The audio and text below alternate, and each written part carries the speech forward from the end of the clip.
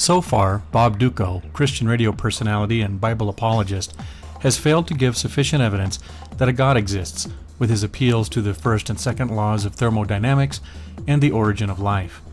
He tries again on his fourth attempt to prove the existence of God by offering perhaps the most absurd reason of all.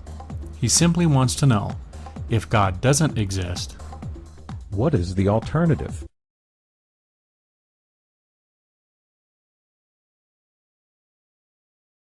Think about it. What is the alternative?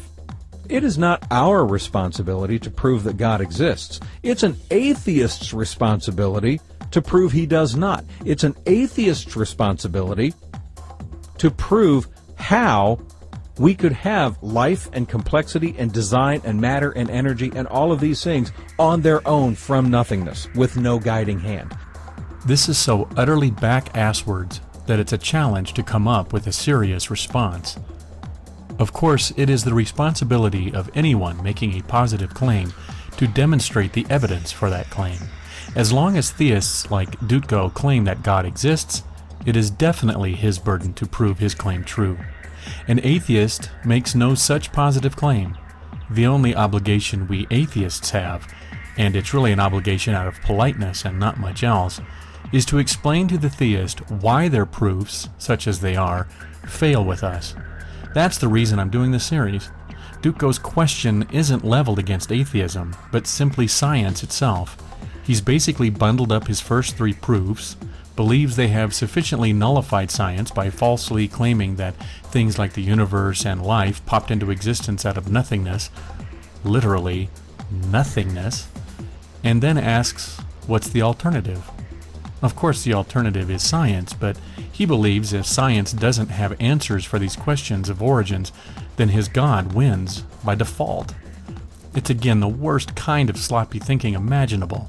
He goes on to give an example of this kind of sloppy thinking, which he actually believes is further proof for the existence of God. He states, let's imagine for a moment you're walking along the sidewalk. You're walking next to a building, and you look down on the sidewalk and you notice that there are a couple of hundred toothpicks laying down there on the sidewalk.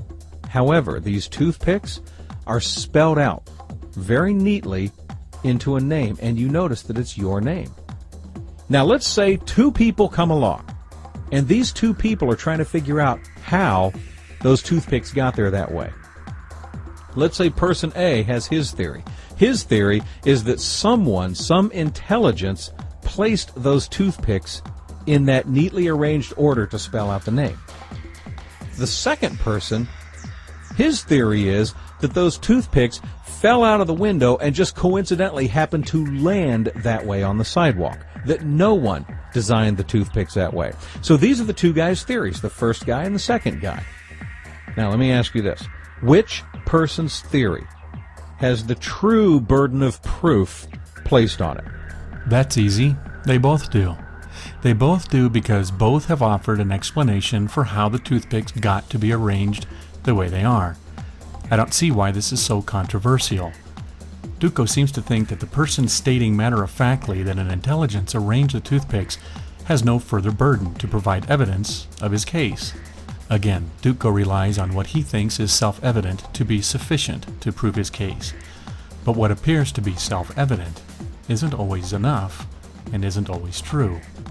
When the person answers that an intelligence spelled out the name with the toothpicks, it would be good to question what sort of intelligence is behind the event and why do they believe an intelligence spelled out the name. If the answer is human intelligence, because only humans know how to acquire toothpicks at a store and how to communicate via writing, indeed it was a very specific sort of intelligence, one that can write in English, then that would be fine. The person could recreate the writing of the name with toothpicks by finding a human intelligence to do such a task. However, if the person said the intelligence was an extraterrestrial intelligence, it would behoove us to ask why and how again. And if all the person could say was, it's a mystery, or because that's what aliens like to do, that doesn't get us very far, does it? So what if the person saying an intelligence spelled out the name with the toothpicks answers, God did it? And we ask why and how, and the answer came back again, it's a mystery, or because it was God's will. That again doesn't get us very far. So again, Dutko has done nothing to advance evidence that his God exists. His example is horribly off the mark.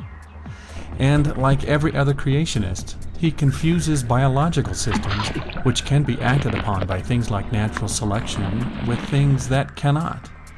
He goofs. I mean, come on now, what's more complex, the toothpicks or the human brain? If you're not willing to believe that those toothpicks could come together on their own, and who would, then why would you believe the human brain could come together on its own?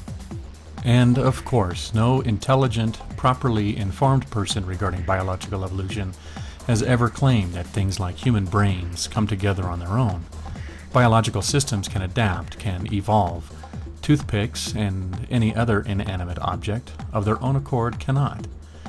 Again, ill-informed, sloppy thinking, which does more than merely not convince an atheist of the existence of God, but convinces the atheist instead that the creationist or apologist doesn't know the first thing about what they are talking about.